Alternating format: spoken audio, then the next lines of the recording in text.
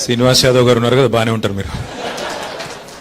గౌరవనీయులు పెద్దలు, మరి క్రమశిక్షణతో, సమయపాలనతో, ఒక వ్యూహంతో, ఒక ప్రణాళికతో పకడ్బందీగా ముందుకు నడిచే నాయకుడు, తాను నడవడమే కాకుండా మిమ్మల్ని అందరినీ నడిపిస్తున్న నాయకుడు, హైదరాబాద్ నగరాన్ని నడిపించిన నాయకుడు గౌరవనీయులు మాజీ మంత్రివర్యులు పెద్దలు శ్రీనివాస్ యాదవ్ గారికి, అట్లాగే వేదికపైన ఆసీనులైన గౌరవనీయులైన మాజీ చీఫ్ విప్ శ్రీ దాస్యం వినయ్ భాస్కర్ గారికి, గౌరవనీయులు మాజీ శాసనసభ్యులు పెద్దలు శ్రీ ఆరూరి రమేష్ గారికి, గౌరవనీయులైన మా సోదరిమణులు మాజీ కార్పొరేటర్లందరికీ పేరు పేరున, వేదికపైన ఆసీనులైన సనత్ నగర్ ముఖ్య నాయకులందరికీ, డివిజన్ అధ్యక్షులకు పేరు పేరున, అట్లాగే నిన్నగాక మొన్ననే తన జన్మదినాన్ని జరుపుకున్న మా తమ్ముడు తలసాని సాయి కిరణ్ యాదవ్ గారికి కూడా బిలేటెడ్ హ్యాపీ బర్త్డే తెలియజేస్తూ, పత్రికా మిత్రులకు, ఈ కార్యక్రమానికి హాజరైన మా ఆడబిడ్డలకు, అన్నదమ్ములకు, సనత్ నగర్ నియోజకవర్గంలోని 229 మరి బూత్స్ ఉంటే 229 బూత్ల యొక్క బూత్ ఏజెంట్లుగా ఈ కార్యక్రమానికి విచ్చేసిన, ఈ శిక్షణ కార్యక్రమానికి విచ్చేసిన మీ అందరికీ స్వాగతం. శ్రీనివాస్ యాదవ్ గారు చాలా విషయాలు చెప్పారు. నేను క్లుప్తంగానే మీకు కొన్ని విషయాలు చెప్పే ప్రయత్నం నేను చేస్తాను. భారతదేశానికి స్వాతంత్రం వచ్చింది 1947, మీ అందరికీ తెలుసు. మనకు ఒక సంవత్సరం వెనుకషీరి వచ్చింది, తర్వాత వచ్చింది 1948 సెప్టెంబర్ 17. ఆ తర్వాత మన హైదరాబాద్ స్టేట్ ఉండే, అప్పుడు హైదరాబాద్ స్టేటు అట్లాగే భారతదేశం మొత్తంలో మొట్టమొదటిసారి ఎన్నికలు జరిగింది 1952. అంటే మొదటి 4 ఏళ్ళు ఇక్కడ మిలిటరీ రూల్ ఉండే, మన దగ్గర కూడా. 52లో ఎన్నికలు జరిగే కంటే ముందేం చేసినారు అంటే, అసలు ఎట్లా జరగాలి, ఏం చేయాలి, అసలు భారతదేశం కొత్తగా ఇప్పుడే స్వాతంత్రం వచ్చిన తర్వాత దేశం ఎట్లా నడవాలి అన్న దాని మీద ఒక కమిటీ వేసినారు. ఆ కమిటీకి డాక్టర్ బాబాసాహెబ్ అంబేద్కర్ గారు బాగా చదువుకున్న తెలివైన వ్యక్తి కాబట్టి వారిని చైర్మన్గా పెట్టి భారత రాజ్యాంగ నిర్మాతగా వారిని అందుకే పిలుస్తూ ఉంటాం మనం. కమిటీ వేసి ఈ దేశం ఎట్లా నడవాలి, ఎట్లెట్లా ముందుకు పోవాలన్నప్పుడు ఆయనతో పాటు చాలామంది పెద్దలు కలిసి కూర్చొని చాలా సీరియస్గా ఒక 2 సంవత్సరాలు గట్టిగా పనిచేసి అల్టిమేట్గా దాన్ని కాన్స్టిట్యూయెంట్ అసెంబ్లీ డిబేట్స్ అంటారు. కాన్స్టిట్యూయెంట్ అసెంబ్లీ డిబేట్స్ అంటారు. చాలా మందితో చర్చించి, దేశంలోని వివిధ ప్రాంతాల నుంచి వచ్చే పెద్దలతో చర్చించి, ప్రజలతో చర్చించి, కొత్తగా స్వాతంత్రం వచ్చింది ఎటు ముందుకు నడవాలి అని ఆలోచన చేసి 1951-52 ఆ ప్రాంతంలో మరి జనవరి 26 నాడు, మనకు 1951 జనవరి 26 నాడు భారత రాజ్యాంగం అమల్లోకి వచ్చింది. దాన్నే మనం గణతంత్ర దినోత్సవం అని జరుపుకుంటాం. 26 జనవరి రిపబ్లిక్ డే.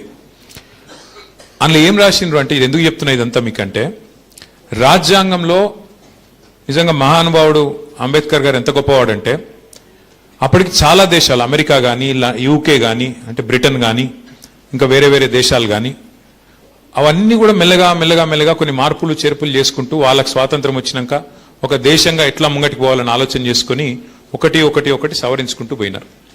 కానీ అంబేద్కర్ గారు ఎంత గొప్పోడంటే, మనం అడగలేదు, మనము ఎవరు ఆందోళన చేయలేదు, ధర్నాలు చేయలేదు, ఆనాడున్న మన తాతలు తండ్రులు కొట్లాడలేదు. ఆలోచనతో దేశంలో ధనవంతుడైనా పేదవాడైనా ఒకటే ఓటు ఉండాలి, అందరికీ సమానమైన హక్కు ఉండాలి ప్రజాస్వామ్యంలోని ఆనాడు ఎవరు అడగకుండానే నిర్ణయం తీసుకున్నది మహానుభావుడు అంబేద్కర్ గారు. ఇవాళ మీకు చిన్న విషయంలో కనిపిస్తుంది ఆలోచిస్తే, వెనుకకు తిరిగి చూస్తే ఇవాళ సీనన్న కోటు ఉంది, నాకున్నది ఏమున్నదని మీకు అనిపిస్తుంది. కానీ చాలా దేశాల్లో మనుషులను, సాటి మనుషులు కూడా చూసేది కాదు. ఓటు హక్కు కోసమే యుద్ధాలు చేయాల్సిన పరిస్థితి. మీకు ఇంకా మా అక్క చెల్లెళ్ళకి తెలవాలి. అమెరికా లాంటి దేశంలో కూడా స్వాతంత్రం రాగానే ఆ మహిళలకు ఓటు హక్కు ఇయ్యలే. కొన్ని శతాబ్దాల తర్వాత, పోరాటాల తర్వాత మహిళలను సమానంగా చూడలే. అక్కడ కూడా పోరాటాలు చేసి చేసి గడబడి అయి ఆఖరికి దిగొచ్చి మహిళలకు కూడా ఓటు హక్కు ఇచ్చిండ్రు. కానీ మన దేశంలో బాబాసాహెబ్ అంబేద్కర్ పుణ్యమా అని చెప్పి మొట్టమొదటి రోజే మహిళలకు కూడా అందరితో పాటు సమానంగా ఓటు హక్కు కల్పించిన మహానుభావుడు డాక్టర్ బాబాసాహెబ్ అంబేద్కర్. అట్లాగే ఇవాళ తెలంగాణ అన్న రాష్ట్రం ఏర్పడ్డది అంటే కూడా దానికి ప్రధానమైన కారణం ఆ రాజ్యాంగంలో పొందుపరిచిన ఆర్టికల్ 3. అందుకే మనందరం కూడా ఒకసారి గట్టిగా చప్పట్లతో డాక్టర్ బాబాసాహెబ్ అంబేద్కర్ గారికి, వారికి నివాళులు అర్పించాలి.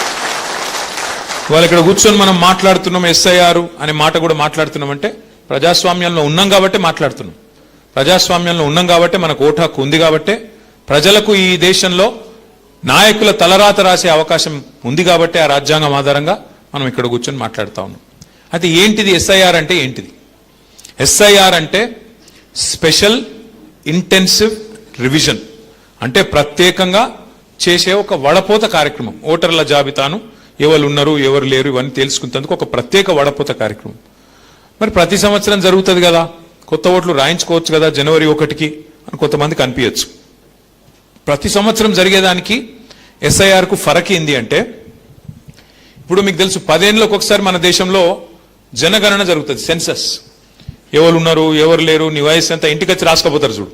ఇప్పుడు శ్రీయర్ ఉన్నాడు, శ్రీయర్ ఇంటికి వచ్చి మీ ఇంట్లో ఎవరు ఉంటారు, ఎంతమంది పిల్లలు, మీ అమ్మ నాయన ఏడుంటారు, ఏం చదువుకున్నావు, నీ కులం ఏంది, అన్నీ కూడా రాసుకొని మరి అది సెన్సస్ ఇంటికి వచ్చి రాసుకపోతారు. అది 10 ఏళ్ళకి ఒకసారి జరుగుతుంది జనగణన, దాన్ని మీకు తెలుసు. ఇది కూడా ఏంటంటే ఎస్ఐఆర్కు మిగతా రెగ్యులర్గా జరిగే దానికి తేడా ఏంటంటే, ఎప్పటికప్పుడు రాయించుకునే దానికి తేడా ఏంటంటే, ప్రతి సంవత్సరం ఏమో మనం కావాలంటే ఇప్పుడు నా బిడ్డకు 18 ఏళ్ళు వచ్చినాయి అనుకో, వచ్చే సంవత్సరం నేను పోయి రాయిస్తా, ఇక నా బిడ్డకు 18 ఏళ్ళు నిండాయి అని చెప్పి దగ్గరలో ఉన్న తహసీల్దార్ ఆఫీస్కో ఆర్డీఓ ఆఫీస్కో పోయి జిహెచ్ఎంసీ ఆఫీస్కో పోయి మనం ఒక కాగితం ఇస్తే ఫారం నింపితే ఓటు హక్కు ఇస్తారు. అట్లా కాకుండా ఈ ఎస్ఐఆర్ ప్రత్యేకత ఏంటంటే, భారతదేశానికి స్వాతంత్రం వచ్చిన తర్వాత ఇప్పటిదాకా ఇది మొదటిసారి కాదు జరిగేది, ఇదివరకు కూడా జరిగింది. ఆఖరిసారి ఎప్పుడు జరిగిందంటే 2002లో జరిగింది. అప్పటి నుంచి ఇప్పటిదాకా 24 ఏళ్లలో మళ్ళీ జరగలే. ఎస్ఐఆర్ ప్రత్యేకత ఏంటంటే, ఎట్లయితే సెన్సస్లో మీ ఇంటికి వచ్చి రాస్తారో ఎస్ఐఆర్లో కూడా గట్లే మీ ఇంటికి వచ్చి అధికారులు మీ కుటుంబంలో ఎవరున్నారు, ఓట్లు ఉన్నాయా పోయినాయా, ఎవరైనా చచ్చిపోయినా, ఎవరైనా కొత్తగా పుట్టినరా, 18 ఏళ్ళు నిండినాయా లేవా, నువ్వు ఉన్న ఇంటికాడనే ఉన్నావా మారినవా, ఆ ఇదివరకు కిరాయి ఉన్న ఇంటికి వెళ్ళి ఇంకో ఇంటికి పోయినావా, కొత్త ఇల్లు కట్టుకున్నావా, వేరే కిరాయి ఇంటికి పోయినావా, ఇవన్నీ కూడా క్రోడీకరించే కార్యక్రమమే ఎస్ఐఆర్. అయితే ఇందులో ఏమైందంటే గడబడైంది దేశంలో. ఈ బీజేపీ వాళ్ళు వచ్చినాక, ఇంతకుముందు సీనియర్ అయిపోయింది, ఈ బీజేపీ వాళ్ళు వచ్చినాక వాళ్ళకు కొన్ని పిచ్చి పిచ్చి ఆలోచనలు ఉంటాయి. ముస్లింలు మాకు ఓట్లు వేయరు, క్రిస్టియన్లు మాకు ఓట్లు వేయరు, కాబట్టి వీళ్ళని కట్ చేయాలి, వాళ్ళకు ఒక ఆలోచన ఉంది.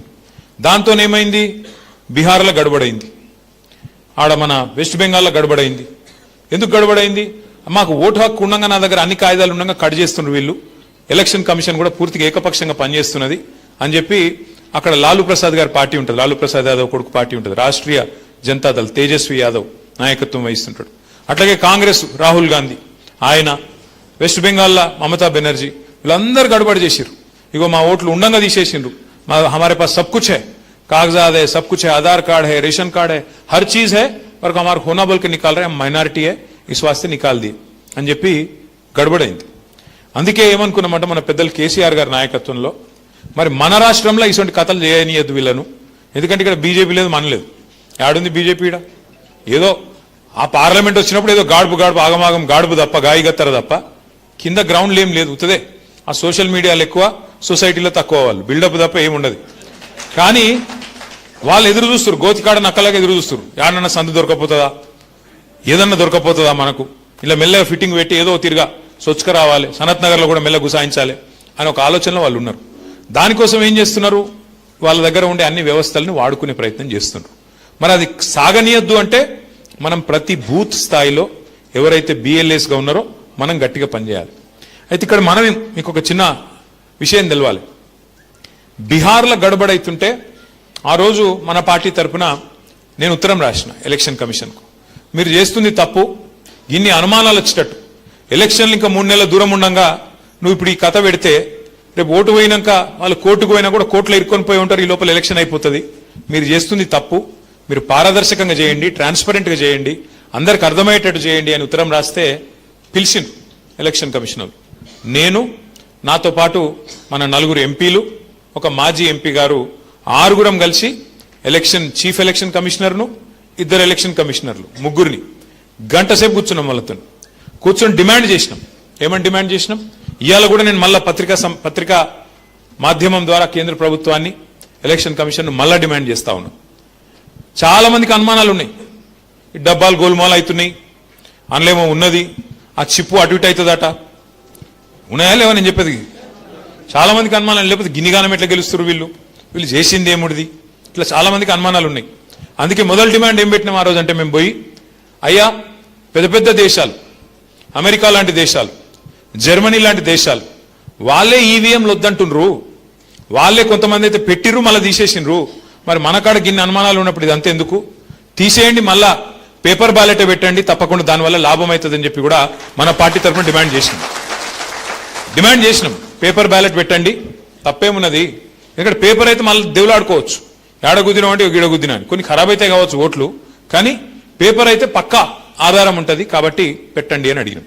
రెండోది ఏమడిగినామంటే అయ్యా మీరు చేస్తున్న ఈ కార్యక్రమం, ఈ వడపోత కార్యక్రమం ఎస్ఐఆర్ అనేది అవుతున్నదో ఇంట్లో కూడా అనుమానాలు వస్తున్నాయి మీ మీద. ఓట్లు ఉన్నోళ్ళవి కూడా తీసేస్తుర్రట, బతికిన వాళ్ళని చచ్చిపోయిన వాళ్ళని చూపెడుతుర్రట. కాబట్టి ఒక పని చేయండి, ప్రతి బూత్లో ప్రతి పార్టీ కార్యకర్తలు ఉంటారు కాబట్టి మా వాళ్ళకి అవకాశం ఇవ్వండి. ప్రతి బూత్లో ఆల్ పార్టీ అంటే అన్ని పార్టీలకు అవకాశం ఇవ్వండి. కాంగ్రెస్ వాళ్ళకు, బీఆర్ఎస్ వాళ్ళకు, బీజేపీ వాళ్ళకు, ఎవరుంటే వాళ్ళకి, ఇంకెవరైనా వేరే పార్టీలు ఉంటే వాళ్ళకు ఏజెంట్లు పెట్టుకొని మీరు బూత్ లెవెల్ ఆఫీసర్లు ఎవరినైతే నియమిస్తున్నారో, అంగన్వాడీ టీచర్ కావచ్చు, ఆ మెప్మా వాళ్ళు కావచ్చు, ఇంకోళ్ళు కావచ్చు, వాళ్ళతో మేము కలిసి పనిచేస్తాం. మేము కూడా మా పార్టీ తరఫున మీకు ఇస్తాం. ఏమిస్తాం? ఇగో ఫలానా మనిషి ఈయన ఉన్నాడు, నువ్వు లేడంటున్నావు, తప్పు నువ్వు చేసేది అని చెప్పి కింది స్థాయిలో బూత్ స్థాయిలోనే ఒక కమిటీ ఉంటే పకడ్బందీగా వ్యవహారం జరుగుతుందని చెప్పి మొట్టమొదలు చెప్పిందే మన పార్టీ బీఆర్ఎస్ పార్టీ. వాళ్ళకి నివేదించిందే మనం. చెప్పినాక మళ్ళీ సుప్రీంకోర్టు కూడా చెప్పింది, ఏందయ్యా మీరు గడబడి చేస్తున్నారు, బీహార్లో ఆగమాగం చేసిండ్రు, ఇగో గిన్ని రకాల ఐడెంటిటీ కార్డులు ఉన్నాయి ఈ దేశంలో. ఇప్పుడు మన దేశంలో ఎన్ని ఐడి కార్డులు ఉంటాయి ఒక మనిషికి? పాస్పోర్ట్ ఉంటుంది, ఆధార్ కార్డు ఉంటుంది, రేషన్ కార్డు ఉంటుంది, తర్వాత నీకు మన డ్రైవింగ్ లైసెన్స్ ఉంటుంది, బ్యాంక్ ఐడెంటిటీ కార్డు ఉంటుంది, పాన్ కార్డు, 12 రకాల కార్డులు ఉన్నాయి ఈ దేశంలో. సుప్రీంకోర్టు ఏం చెప్పింది? ఆ 12 ఏది ఇచ్చినా ఓకే, ఫలానాది ఉన్నది ఫలానాది లేదని గడబడి చేయొద్దు, ఆ 12 ఏది ఇచ్చినా కూడా ఆ మనిషిని మీరు ఓటు హక్కు కల్పించాలి అని చెప్పింది.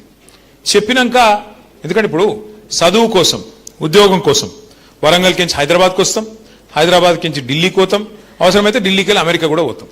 ఎందుకంటే మనిషి బతుకుదెరువు కోసం కదులుతూనే ఉంటాడు. ఇప్పుడు ఇక్కడ ఉన్న వాళ్ళందరం హైదరాబాద్ని పుట్టినామా? నేను పుట్టలే హైదరాబాద్, నేను కరీంనగర్లో పుట్టినా, ఇక్కడికి వచ్చినా, చదువుకున్నా, ఇక్కడ సెటిల్ అయినా. అట్లా ఎంతో మంది ఉంటారు. 7-7 వచ్చి ఇలా బతుకుదెరువు కోసం, చదువు కోసం, వైద్యం కోసం, అవసరాల కోసం, పొట్ట కూటి కోసం వచ్చిన వాళ్ళు కోట్ల మంది ఉంటారు. కాబట్టి మరి అక్కడికి వెళ్ళి ఇక్కడికి వచ్చినావు కాబట్టి నీ ఓటు అక్కడ కట్ చేస్తా ఇక్కడ కట్ చేస్తా అంటే అది ఎట్లా కరెక్ట్ అవుతుంది? అందుకే జాగ్రత్తగా చేయాలి అన్న ఉద్దేశంతోన మనం మొత్తం డీటెయిల్గా చెప్పినాక ఇవాళ మీకు శ్రీనివాస్ యాదవ్ గారు చాలా చక్కగా మీకు డీటెయిల్గా చెప్పినారు. ఇక్కడ ఇంపార్టెంట్ పాయింట్ ఏమిటిది అంటే, ఇప్పుడు మనం ఇది మీకు ఇచ్చినారు అందరికీ, ఇది చాలా చాలా ఇంపార్టెంట్. ఇలా ఏంటంటే శ్రీనివాస్ యాదవ్ గారు, ఎందుకంటే నేను ఇందాక గుర్తుగానే చెప్పలేదు, ప్రణాళికతో పనిచేసే మనిషి. ప్రణాళిక అంటే మంచి పకడ్బందీ స్ట్రాటజీ ఉంటుంది, ఏం చేసినా పర్ఫెక్ట్ ప్లానింగ్, వ్యూహం ఉంటుంది శ్రీనివాస్ యాదవ్ గారిది. ఏం చేసిండు ఇలా? లాస్ట్ టైం ఎస్ఐఆర్ జరిగినప్పుడు, ఎప్పుడు 2002లో ఏం ఓటర్ లిస్ట్ ఉండే ఆ ఓటర్ లిస్ట్ కూడా తెప్పించిండు. అందులో మీ డివిజన్ల మ్యాపింగ్ కాలం కూడా ఇచ్చిండు మీకు మొత్తం కింద. అంటే ఏమిటిది? 2002లో ఉమ్మడి ఆంధ్రప్రదేశ్ ఉండే, అప్పుడు తెలంగాణ లేదు. అప్పుడు కాన్స్టిట్యున్సీ నెంబర్ 208 సనత్ నగర్. అప్పుడు మళ్ళీ కాన్స్టిట్యున్సీ కూడా ఈ రోజున్న కాన్స్టిట్యున్సీ ఆ రోజు లేదు. ఈ రోజున్న సనత్ నగర్ కొంత అప్పుడు సికింద్రాబాద్లో ఉండే, కొంత సనత్ నగర్లో ఉండే. కాబట్టి ఏం చెప్తున్నాడు సీనన్న, మీకు కొన్ని పద్మారావు నగర్ లాంటి డివిజన్ అయ్యాల సికింద్రాబాద్లో ఉండే, ఇవాళ సనత్ నగర్లోకి వచ్చింది. అట్లా అప్పటికి ఇప్పటికి వచ్చిన మార్పులను కూడా దృష్టిలో పెట్టుకొని 208, 209లో కొంతుండే, 208 కొంతుండే. దాన్ని ఇప్పుడు మనం పర్ఫెక్ట్ గా ఆ రోజు ఓటర్ లిస్ట్ ముంగట పెట్టుకొని, ఈ మధ్యన వచ్చిన లేటెస్ట్ ఓటర్ లిస్ట్ కూడా ముంగట పెట్టుకొని ఈ కార్యక్రమాన్ని బూత్ల వారీగా, ఒక్కొక్క బూత్లో ఎన్ని ఓట్లు ఉంటాయి? 1000-1200, అంతే కదా? 1000-1200 అంటే ఎన్ని ఇళ్ళు ఉంటాయి?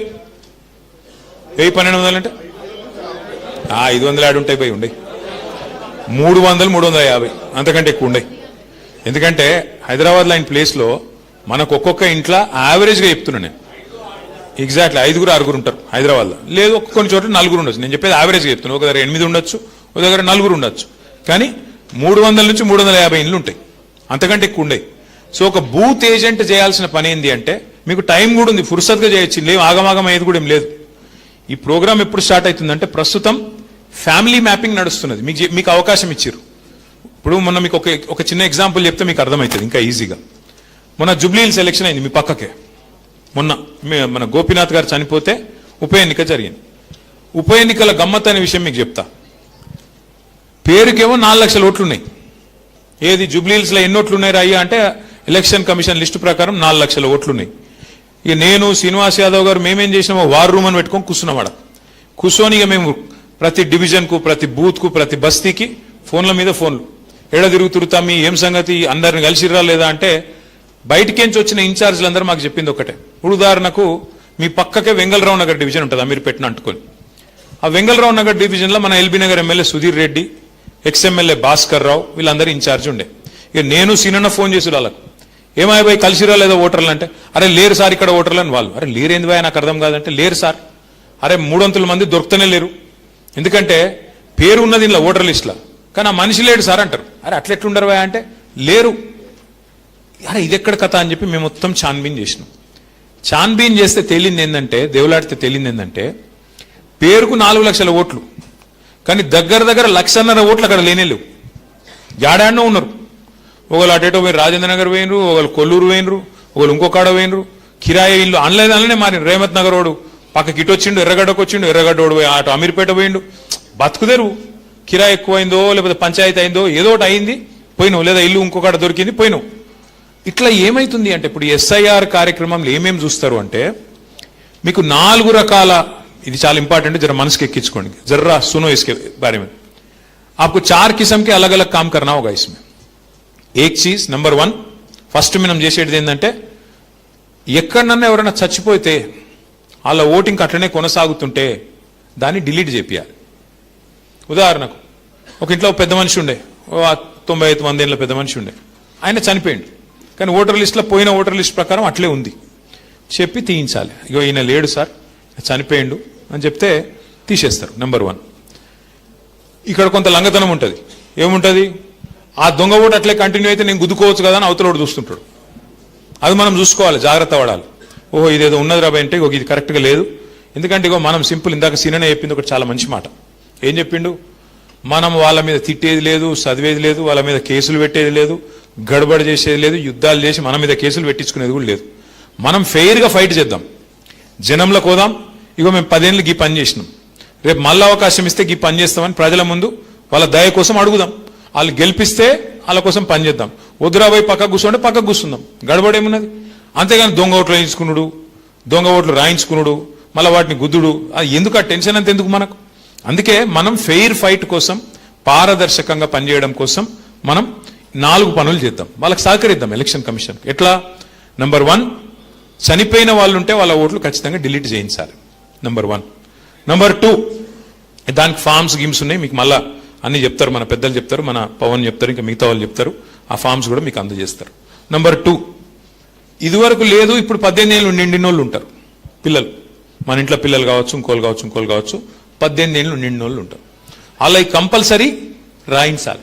ఇగో మా పాపకు 18 ఏళ్ళు వచ్చినాయి, దయచేసి మీరు రాయండి, రిజిస్టర్ చేసుకోండి అట ప్రూఫ్ అడుగుతారు. బర్త్ సర్టిఫికేట్ ఇవ్వాలి, జిహెచ్ఎంసీ వాళ్ళు ఇచ్చింది ఉంటుంది, చూపెట్టి 18 ఏళ్ళు బర్త్ సర్టిఫికేట్ అంటే ఓటు ఎక్కిస్తారు. 3వది, ఎవరన్నా మీ చుట్టాల పిల్లగాడు వచ్చి మీ దగ్గర చదువుకుంటున్నాను అనుకో. ఉదాహరణకు ఇప్పుడు మా పవన్ యాక్చువల్గా సిరిసిల్ల అయినది, ఏడొచ్చి స్థిరపడ్డాడు. సిరిసిల్ల పక్కకు తాడూరు అని ఊరు ఉంటుంది.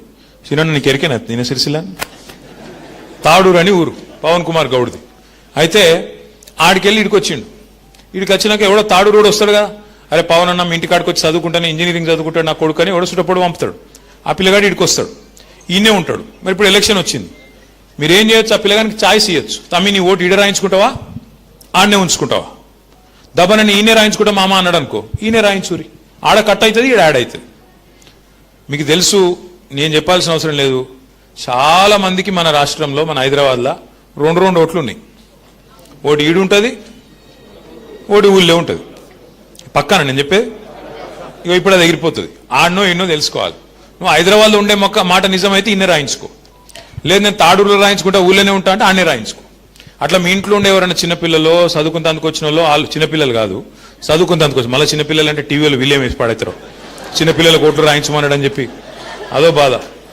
అట్లా 18 ఏళ్ళు నిండిన వాళ్ళు ఉంటే, నేను అనలేదా చిన్నపిల్లలేని అంతే, టీవీ వాళ్ళు 18 ఏళ్ళు నిండిన వాళ్ళు ఉంటే దబ్బన వాళ్ళు ఇక్కడికి వచ్చి మీ దగ్గర సెటిల్ అయి ఉంటే వాళ్ళ ఓట్లు కూడా మీరు రాయించవచ్చు. అట్లే 4వ పాయింట్ ఏంది, ఎవరన్నా ఇక్కడోళ్ళు మన దగ్గరికి ఎంచి ఇంకో దగ్గర షిఫ్ట్ అయినరు అనుకో, ఈడ ఉంటుండే, ఇదివరకు అమీర్పేటలో ఉంటుండే, అంతేనా అన్న, రాజేంద్ర నగర్ పోయి ఉన్నాడు. ఆడేదో కొత్తగా ఏదో ఉద్యోగం వచ్చింది దగ్గర అని చెప్పి పిల్లల స్కూల్లో అదో ఏదో అటు పోయిండు. ఇంజనీరింగ్ కాలేజ్ గాడు ఉన్నది, ఆడ చదువుతురు, ఆడిపోయిండు.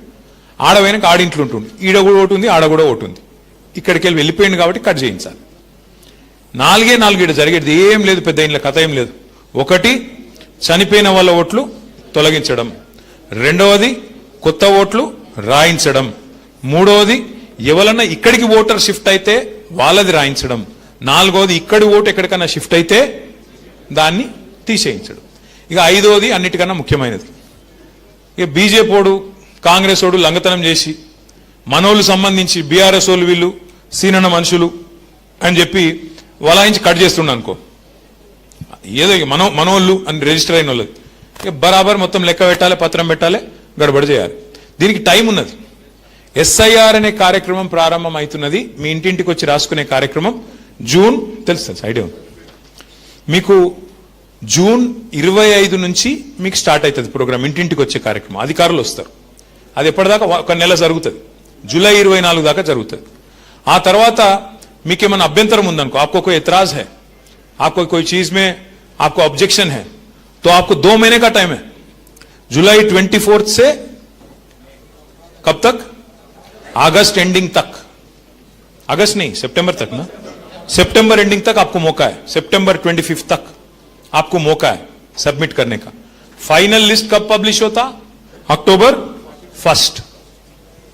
అంటే మీకు 2 నెలలు టైం ఉంది ప్రోగ్రామ్ మొత్తం అయిపోయినాక. కాకపోతే దీనికంటే ముందు ట్రైనింగ్ ఉన్నది. ఏం ట్రైనింగ్ ఉంటుంది? ఇప్పుడు మేము కదా మీకు ఇవి ఇచ్చినట్టు, ఈ ప్రోగ్రామ్ ఇవి ఇచ్చినట్టు ఫ్యామిలీ మ్యాపింగ్ చేయండి, ఇంటింటికి పోండి. నేను మీ అందరినీ మళ్ళొకసారి యాద్ చేస్తున్నా. మీకు తెలిసేది, నేను కొత్తగా చెప్పేది ఏం లేదు ఇలా. మీరు ఇప్పుడు ఈ లిస్టు 350 ఇండ్లు ఇవాళ మనం మాట్లాడుతుంది మే 10 16 మనం చెప్పే exercise next month ending start అవుతుంది, జూన్ 25. మీరు మంచిగా కామ్గా 350 ఇండ్లు అంటే రోజుకు 5 ఇండ్లు 10 ఇండ్లు తిరిగినా మంచిగా లెక్క రాసుకోవచ్చు. మంచిగా రిజిస్టర్ పెట్టుకొని, మీకు ఆల్రెడీ పవను, మీ వాళ్ళందరూ డివిజన్ ప్రెసిడెంట్లు, మీ కార్పొరేటర్లు అందరు మీకు ఇప్పటికే చెప్పింటారు. ఇంకొక మాట ఇది గుర్తుపెట్టుకోరు దయచేసి, కార్పొరేటర్లు ముఖ్యంగా డివిజన్ ప్రెసిడెంట్లు, కార్పొరేటర్లు. ఈ కాంచెల్లి ఇది ఒక్కసారి ప్రోగ్రామ్ అయిపోయినాక, ఎస్ఐఆర్ అయిపోయినాక ఒకటే ఓటర్ లిస్ట్ ఉంటుంది. ఇక జిహెచ్ఎంసీకి అలాగ లిస్టు, అసెంబ్లీకి అలాగ లిస్టు, పార్లమెంట్కి అలాగ లిస్ట్ ఉండదు, ఇక ఒకటే లిస్టు. కాబట్టి చాలా ఇంపార్టెంట్. నెక్స్ట్ వచ్చే ఎలక్షన్ ఎవరది? మరి మీ ఇష్టం. ఇక డివిజన్ ప్రెసిడెంట్లు, కార్పొరేటర్లు కావాలనుకుంటోళ్ళు, ఉరుకులాడాలనుకుంటోళ్ళు సీనియర్ కంటే ఎక్కువ మీకు ఫికర్ ఉండాలి. శ్రీనివాస్ యాదవ్ ఎలక్షన్ మళ్ళీ ఇంకో 2 నెలలకు ఉంది. ఏమంటావు? కొట్లాడు ఎందుకు రా పని చేయమంటే ఉరుకులాడు మన గట్లా కొట్లాడుతున్నామంటే ఇప్పుడే శ్రీనివాస్ యాదవ్ ఏమో కొట్లాడొద్దని చెప్తే నేను కొట్లాడతాను, ఇది ఎక్కడ కథ నేను అనుకుంటా. అయితే ఉరుకులాడుతున్నాం, కరెక్ట్, ఉరుకులాడు. అయితే నేను అనేది ఏంటంటే, మీకు ఇందులో ఏం కన్ఫ్యూజన్ లేదు, ఆగమయ్యేది లేదు. మనకున్న నెట్వర్క్ ఎవరికి లేదు. రాష్ట్రంలో ఈరోజు 36,500 బూత్లుంటే ప్రతి బూత్లో మనిషి ఉండే ఒకే ఒక్క పార్టీ బీఆర్ఎస్ పార్టీ మాత్రమే. మిగతా వాళ్ళు ఎట్లా అంటే గాలి ఎక్కువ, మాటలు ఎక్కువ, బిల్డప్ ఎక్కువ తప్ప కింద లేరు. ఇప్పుడు మీ సనత్ నగర్ ఎగ్జాంపుల్ తీసుకోరు. పేరుకు కాంగ్రెస్ అధికారంలో ఉంది, అసలు ఆ ఇన్ఛార్జ్ ఎవరెవరికైనా తెలుసా? వాళ్ళు ఎవరు ఏంది, ఏడికేంచి వచ్చారు ఎవరికి తెలియదు. మళ్ళీ ఏం పని పడ్డా కాంగ్రెస్ వాడు కూడా ఎవరి దగ్గర రావాలి? శ్రీనివాస్ యాదవ్ దగ్గరికి రావాలి.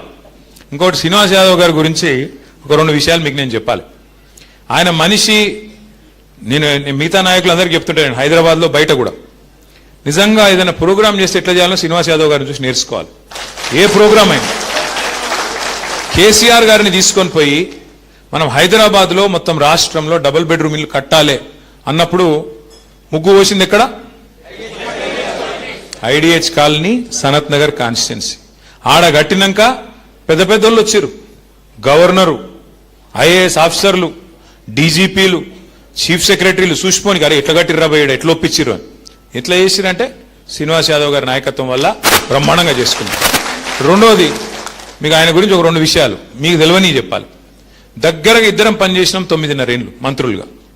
పనిచేసినప్పుడు నేను ఇది ఉత్తగా చెప్తాను, మీడియా ముంగటనే చెప్తున్నాయి, నేను ఉత్తగా కూడా చెప్తాను. హైదరాబాద్ పొలిటీషియన్లు జనరల్గా, నేను వీళ్ళ పేరు వాళ్ళ పేరు చెప్ప బాగుండదు, ఎక్కువ వరకు ముఖ్యంగా కాంగ్రెస్ వాళ్ళు అయితే ఎక్కువ వరకు ఏముంటుందంటే ఈ ల్యాండ్ దందాలలో ఉంటారు. ఈ ల్యాండు ఆ సెటిల్మెంటు ఈ సెటిల్మెంటు అన్నా వీనికి ఫోన్ చేయి వానికి ఫోన్ చేయి నేను చేయకపోతుంటే. గమ్మత్ ఏంటంటే మేము 9.5 ఏళ్ళు కలిసి పనిచేసినాం. ఒక్కటంటే ఒక్కరోజు 1 ఇంచు ల్యాండ్ గురించి ఎక్కడ కూడా ఎన్నడూ కూడా పైరవి కానీ ఇంకోటి కానీ చేయని నాయకుడు శ్రీనివాస్ యాదవ్ గారు. రెండవది హైదరాబాద్ నాయకులకు ఇంకొకటి ఉంటుంది, నేను పేర్లు చెప్తే బాగుండదు ఇప్పుడు, కానీ తెల్లారలేస్తే ఈ ఏసీపీ నెయ్యి, ఆ సిఐ నెయ్యి, ఆ ఎస్ఐ నెయ్యి, గీ ఎంఆర్ఓ నెయ్యి, గా ఎంఆర్ఓ నెయ్యి, గీజెడ్సీ, గా జెడ్సీ, గా డీసీ, గీ డీసీ. సీనియర్ నేను అడుగుతుంటే నీకు ఎవరైనా కావాలా అని, వాళ్ళు అడుగుతున్నారు మరి నీకు ఎవరైనా కావాలి, నాకు ఎవరైనా నెయ్యి అంటుండే. అదే అరే ఏంది భయ అంటే, అదేంది భయ నువ్వు చెప్పు అంటే, నాకు ఎవరైనా పని చేస్తారన్నా, ఎవరితోనైనా పని చేయించుకునే దమ్ము నాకుంది, నేను చేయించుకుంటాను, నువ్వు ఎవరేసేవాడిని. చాలా తక్కువ ఉంటారు ఇట్లాంటి నాయకులు. ఇప్పుడు ఎంతో దూరం నిన్నటి ప్రోగ్రాం చెప్తాను. ఆడ టిమ్స్ అని కట్టినాం మనం, హైదరాబాద్లో బస్సు దవాఖానలు పెట్టినాం, Telangana institute of medical sciences. స్వాతంత్రం వచ్చిన నాటి నుంచి నిన్నటి దాకా హైదరాబాద్లో ఉన్నాయి 3 దవాఖానలు. అది కూడా కాంగ్రెస్ వాళ్ళు కట్టినాయి కావు, నిజాం కట్టిపోయింది. ఉస్మానియా, గాంధీ, నిమ్స్ అంటే ఏమిటిది, Nizam's institute of medical sciences. మళ్ళీ లేకపోతే వాడెవడో రాజీవ్ గాంధీ కట్టిండు, వీడెవడో కట్టిండు అంటారు ఆయన లంగలలో. కాంగ్రెస్ వాళ్ళకి సంబంధం కూడా లేదు. 3 దవాఖానాలు హైదరాబాద్లో, 3. అవి ఎప్పుడో నిజాం కట్టిపోయినాయి. మళ్ళీ అప్పటి నుంచి నిన్నటి దాకా కొత్త దవాఖాన లేదు. కోవిడ్ వచ్చినాక అసలు ఎంత అవస్థ పడ్డారు ప్రజలు, మేము కళ్ళతో చూసినాం. ప్రభుత్వంలో ఉన్నాం ఆ రోజు. బెడ్స్ కోసం మాకు వచ్చి పైరవీలు, ఆక్సిజన్ సిలిండర్ కోసం పైరవీలు, ఆక్సిజన్ దాని ఏమంటారు దాన్ని ఇప్పుడు మర్చిపోయిన పేరు, కానీ మాస్కులు, కాన్సన్ట్రేటర్లు, ప్రతిదానికో పెద్ద పైరవి, వెంటిలేటర్లు. ఎంత గడబడి ఉంటుందంటే చచ్చిపోతామన్నంత భయము. తన ఇంటోళ్ళు ఆగమైతుంటే చూడలేం కదా, బేచైన్ అవుతుండే. కేసీఆర్ గారు ఆ రోజు ఒక నిర్ణయం తీసుకున్నారు. ఢిల్లీలో ఎయిమ్స్ అనే హాస్పిటల్ ఉంటుంది, చాలా ఫేమస్. ప్రధానమంత్రులు కూడా అక్కడిని పోయి వైద్యం చేయించుకుంటారు. All India institute of medical sciences, AIIMS. ఆ స్థాయిలో మన తెలంగాణలో కూడా ఉండాలని చెప్పి మన హైదరాబాద్లో 4 టీమ్స్, ఒకటి కాదు 4 టీమ్స్ హాస్పిటల్ ప్లాన్ చేసిండు కేసీఆర్ గారు. Telangana institute of medical sciences. అందులో సీనన్న కొట్లాడి ఆడైంది సార్, నేను పెడతా, నాకాడ పెడతా అని చెప్పి చెస్ట్ హాస్పిటల్ మా సనత్ నగర్కు, జూబ్లీ హిల్స్కు, కుకట్పల్లికి అన్నిటికీ వస్తుంది, సెంటర్లు ఉంటుందని చెప్పి బ్రహ్మాండంగా సనత్ నగర్లో మీ ఎర్రగడ్డలో చెస్ట్ హాస్పిటల్ ప్రాంగణంలో 53 ఎకరాల జాగా, 1-2 కాదు 53 ఎకరాల జాగా తీసుకొని వాళ్ళతో మాట్లాడి శ్రీనివాస్ యాదవ్ గారే దగ్గరుండి ఏప్రిల్ 22, 26, 2022 నాడు కేసీఆర్ గారు స్వయంగా వచ్చి శంకుస్థాపన చేసిండ్రు. ఒక్క సనత్ నగర్లో చేయలే, ఎల్బీ నగర్లో చేసినాడు. గడ్డి అన్నారు మార్కెట్ ఉంటుండే ఆడ, ఆ మార్కెట్ను షిఫ్ట్ చేసి ఆ మార్కెట్ మళ్ళీ హాస్పిటల్ కోసం సౌలత్ కావాలని అక్కడ. 3వది ఇంకో ల్యాండ్ గడ అల్వాల్లో, మీరు ఇప్పుడు ఇలా కరీంనగర్ పోతుంటే కనబడుతుంది రైట్ సైడ్, బ్రహ్మాండంగా అల్వాల్లో. అది కూడా మన ల్యాండ్ కాకుండే, రామానంద తీర్థ ఇన్స్టిట్యూట్ అని వాళ్ళది ఉండే, వాళ్ళని పిలిచి బుదురకిచ్చి వాళ్ళకి వేరే కాడ ల్యాండ్ ఇచ్చి అది తీసుకొని అక్కడ. 4వది గచ్చిబౌలిలో ఆల్రెడీ బిల్డింగ్ కట్టుంటే దాని 4,000 పడకలు. అంటే స్వాతంత్రం వచ్చిన కాంచెల్లి ఒక్క దవాఖాన కట్టలేదు మన తెలంగాణలో, మన హైదరాబాద్లో. కట్టింది ఎవరు మళ్ళా కేసీఆర్. 4 హాస్పిటల్, 4,000 పడకలు. ఈ 4,000లో కూడా నేను పోయి చూసి వచ్చిన. ప్రోగ్రామ్ ఇంత గొప్పగా చేసిండంటే శ్రీనివాస్ యాదవ్ గారు, నేను ఉత్తగా అన్నా మొన్న ఒకరోజు, అన్న మనం పోయి చూసొద్దాంపా, నువ్వు మొన్న పోయినావు కానీ చూసొద్దాంపా, మనం కట్టింది కదా. మళ్ళీ వీడు పోయి రిబ్బన్లు కట్ చేసి వీడు డ్రామాలు చేస్తాడు, 4 ఫ్లెక్సీలు కట్టి. వీడు రిబ్బన్ కటింగ్ మాస్టర్ ఉన్నాడు మచ్చర్ పైల్వాన్, కాబట్టి మనం పోవాలి కదా అంటే అన్నాడు, నువ్వు రా, నేను ప్లాన్ చేస్తా అన్నాడు. నాకు నేను నిజంగా చెప్తున్నా, ఆడికి వస్తే నేనే మంత్రిని, నేనే ఇనాగరేషన్కి వచ్చినట్టుంది ఆడ గడువు. మొత్తం హంగామా చూస్తే వాళ్ళు ప్రెస్ వాళ్ళు, పోలీసు వాళ్ళు, వాళ్ళు పరిశాన్. అరే ఇదేంది పైకి ఇంతమంది అని. అంటే పాయింట్ ఏంటంటే ఏ ప్రోగ్రాం చేసినా అంత పకడ్బందీగా, అంత వ్యూహాత్మకంగా, అంత ప్రణాళికబద్ధంగా మీ నాయకుడు శ్రీనివాస్ యాదవ్ గారు చేస్తారు. ఆయన మీకు నాయకుడుగా ఉండడం మీ అదృష్టం. ఆయనను చూసి మిగతా చాలా మంది నాయకులు నేర్చుకోవాలి. పార్టీ ప్రోగ్రాం అయినా, గవర్నమెంట్ ప్రోగ్రాం అయినా, ప్రజల ప్రోగ్రాం అయినా ఎట్లా చేయాలి, ఎట్లా చేస్తే ప్రజలకు లాభం అవుతుంది, పార్టీకి లాభం అవుతుంది అనేది ఒక ఆర్ట్. అది ఇవాళ శ్రీనివాస్ యాదవ్ గారు మీకు అట్లాంటి నాయకుడు మీకు ఉండడం అదృష్టం. నేను చివరిగా మీకు ఒక్కటే చెప్పేది, ఇవాళ హైదరాబాద్లో మనం ఒక్క సీటు కూడా కాంగ్రెస్కి ఇవ్వకుండా అన్ని మనమే గెలిచినాం.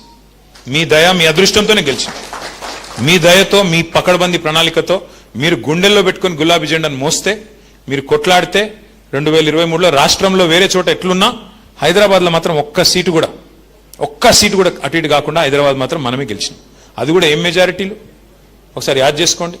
రాష్ట్రం అంతా ఒక తీరుగుండే, కుత్బుల్లాపూర్లో 85,000, కూకట్పల్లిలో 72,000, ఉప్పల్లో మల్కాజ్గిరిలో 50,000, ఇక్కడ 40,000, సికింద్రాబాద్లో 40,000.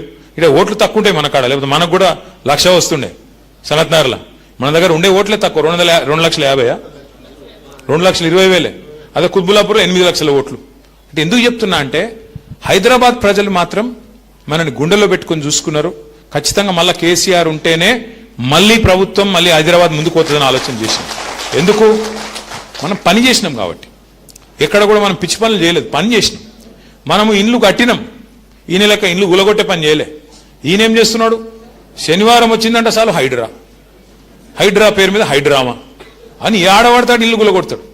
అరే గరీబోళ్ళు తెలుసో తెలియకనే కట్టుకున్నారు. కేసీఆర్ గారు రాష్ట్ర వ్యాప్తంగా జీవో నంబర్ 58 కింద 59 కింద ఎక్కడన్నా గరీబోలు గవర్నమెంట్ జాగాలు ఇల్లు కట్టుకుంటే 2,50,000 మందికి పట్టాలు ఇచ్చిన నాయకుడు కేసీఆర్ గారు. గవర్నమెంట్ అంటే ఏంటిది? గవర్నమెంట్ జాగా అంటే ఏంటి? ప్రజలదే కదా. మరి గరీబోనికి ఇల్లు ఇవ్వకపోతే నువ్వెందుకు గవర్నమెంట్? మరి ఆయన కట్టుకున్నాడు, కట్టుకుంటే నీకేం పోయింది? నీళ్ళ సౌలతి, కరెంట్ సౌలతి, రోడ్లేయు, మోరీలు కట్టు, ఆ జాగా రెగ్యులరైజ్ చేయి. అట్లా మనం 2,50,000 మందికి పట్టాలు ఇచ్చినాం. గిరిజనులు కొన్ని చోట్ల మరి జంగల్ కొంత సాఫ్ చేసి పోడు చేసి భూమి వ్యవసాయం చేస్తుంటే 4.5 లక్షల మందికి 4.5 లక్షల ఎకరాలకు పోడు పట్టాలు ఇచ్చిన నాయకుడు కేసీఆర్ గారు. అంటే ప్రజలు చూస్తున్నారు ఫరకేంది. గరీబోలను కడుపులో పెట్టుకొని కేసీఆర్ గారు చూసుకుంటే ఈయనేం చేస్తున్నాడు? ఈయన గురించి ఎంత తక్కువ మాట్లాడితే అంత మంచిది. కానీ ఒకటి మాత్రం పక్కా, ఇవాళ ఒక హైదరాబాద్లో కాదు, రాష్ట్రం మొత్తం ప్రజలు ఎదురు చూస్తున్నారు. ఎప్పుడు ఎలక్షన్ వస్తుందా, ఎప్పుడు కాంగ్రెస్ పోతుందా, మళ్ళా కేసీఆర్ వస్తాడా?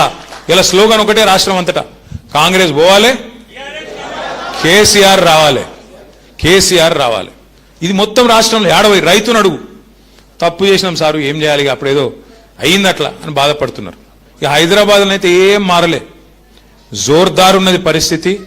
కార్పొరేషన్ ఎలక్షన్ ఎప్పుడు పెట్టినా ముమ్మాటికి మళ్ళీ గెలిచే పార్టీ ఖచ్చితంగా బీఆర్ఎస్ అని అనుమానం అవుతుంది. కానీ ఇంట్లో కూర్చుంటే గెలవం. అట్లా అని చెప్పి మళ్ళీ ఉపన్యాసాలు ఇస్తాం, నేను రోడ్ షోలకు వస్తా, సీనన్న తిరుగుతాడు, అట్లా కాదు. ఇప్పుడు మీరు పక్కడబందీ చేసుకుంటే, నేను ఇంతకుముందు లేవు నేను చెప్పిన వీళ్ళకు. నెక్స్ట్ ఎలక్షన్ ఎవరది? కార్పొరేటర్ లేదేనా? శ్రీనివాస్ యాదవ్ గారి ఎలక్షన్ ఎప్పుడుంది? సో ఎవరికి ఉండాలి? కడుపు నొప్పి ఎక్కువ మీకే ఉండాలి. ఇంకోటి నేను సీనన్న ముంగడి చెప్తున్నా, ఏమని అనుకోని, హైదరాబాద్లో, వరంగల్లో, ఖమ్మంలో ఎలక్షన్ ఏది ఉన్నది, ఎక్కడ కూడా ఎవరికి మాట ఇవ్వలే. ఎవరు ఎక్కువ ఉరుకుతే, ఎవరికి ఎక్కువ సర్వేలు వస్తే వాళ్ళకి టికెట్లు ఇస్తాం. అది కూడా చెప్తున్నా కుల్లా, ఏమని అనుకోరు. ఇక ఉరుకులాడు, నాకు టికెట్ కావాలి, ఉరుకులాడు, తిరుగు, ఎక్కువ చేయి, పని చేయి. ఏమనుకోకరు, మా వేదిక మీద కూర్చున్న కార్పొరేటర్లు అందిట్టుకోకరు, మీరు వాళ్ళకంటే కూరుకురు, నేను వద్దంటలేను. వింటున్నావా రూపమ్మా? గట్టిగా తిరుగు. నేనేమంటున్నా అంటే, అంతేనా సినన్నా? Open competition, open competition, okay పక్కానా వద్దా? ఓపెన్ కాంపిటీషన్ ఓకేనా? ఉరుకులాడాలి. ఎవరికి టికెట్లు కావాలనుకుంటారో, ఎవరు గెలవాలనుకుంటారో, ఎవరు గల్లీలు ఎక్కువ తిరుగుతారో, ఎవరు బస్తీలు ఎక్కువ తిరుగుతారో. ఉన్నాయి సమస్యలు లేవా? కాంగ్రెస్ గవర్నమెంట్ వచ్చినాక సమస్యలే ఉన్నాయి తప్ప ఏమున్నాయి? ముఖ్యమంత్రికి దోమలు కొట్టే తెలివి కూడా లేదు, దోమల మందు కొట్టే తెలివి కూడా లేదు. చూడు, చెత్త తీస్తుండ్రో లేదో నాకు తెలియదు, రైతు బంధు పడుతుందో లేదో నాకు తెలియదు, మరి నీకు ఏమేరక?